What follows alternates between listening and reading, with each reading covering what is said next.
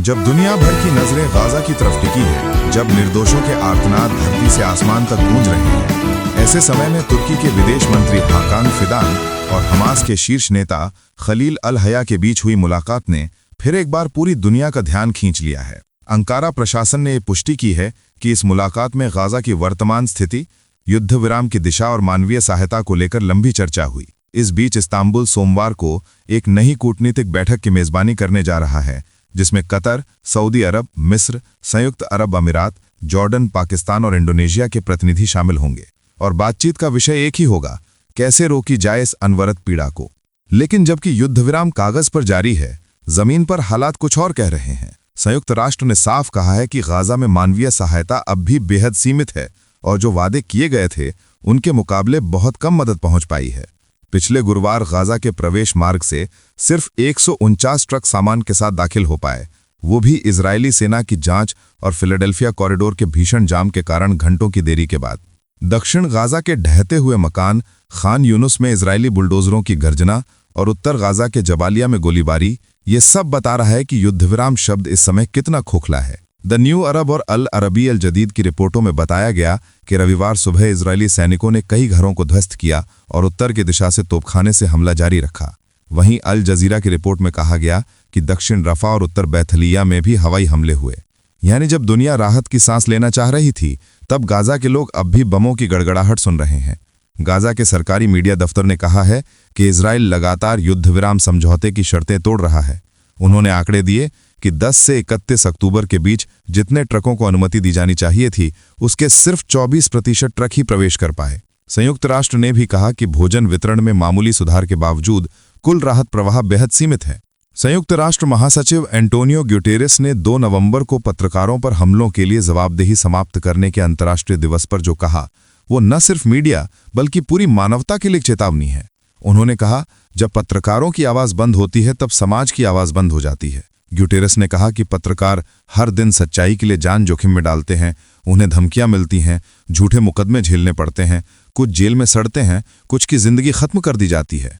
उन्होंने दुनिया से अपील की कि पत्रकारिता की आज़ादी की रक्षा की जाए, क्योंकि वही लोकतंत्र की रीढ़ है।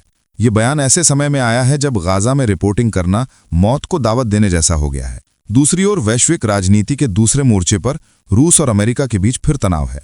क्रेमलिन के प्रवक्ता दिमित्री पेस्कोव ने कहा है कि इस वक्त राष्ट्रपति पुतिन और राष्ट्रपति ट्रंप के बीच किसी आपातकालीन मुलाकात की जरूरत नहीं है। उन्होंने जोर देकर कहा कि फिलहाल मुख्य प्राथमिकता यूक्रेन युद्ध का समाधान है, जिसके लिए सख्त मेहनत की जरूरत है, न कि दिखावटी बैठकों की। लेकिन जब पत्रकारों ने उनसे वेनेजुएला के हालात पर सवाल किया तो उन्होंने कहा कि मॉस्को बहुत बारीकी से सब देख रहा है।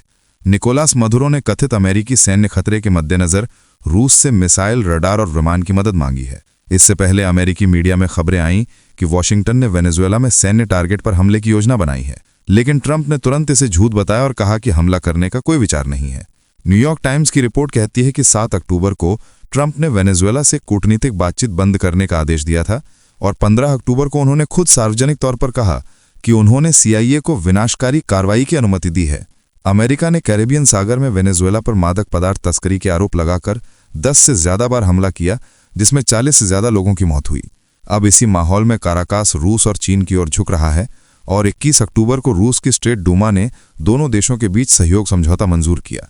रूस के उप विदेश मंत्री सरगेई रियाबकोव ने कहा कि अमेरिकी दबाव के बीच ये समझौता बहुत अहम है। इधर एशिया के सैन्य परिदृश्य पर बात करें तो भारत के सेना प्रमुख जनरल उपेंद्र द्विवेदी ने शनिवार को मध्य प्रदेश के रेवा में एक कॉलेज में छात्रों से बात करते हुए कहा कि आज की दुनिया अनिश्चितता से भरी है। सुरक्षा, साइबर युद्ध, प्राकृतिक आपदाएं, हर दिशा से खतरे बदल रहे हैं। उन्होंने ट्रंप का नाम लेते हुए कहा कि ट्रंप आज क्या कर रहे हैं, शायद वे खुद नहीं जानते कि कल क्या करेंगे। उन्होंने कहा कि चुनौतियां इतनी तेजी से आ रही हैं कि पुरानी समस्या को समझने से पहले ही नहीं आ जाती है। द्विवेदी ने कहा कि यही स्थिति हमारी सेना की भी है। हमें एक साथ जमीन, हवा और समुद्र सभी मोर्चों पर तैयार रहना पड़ता है।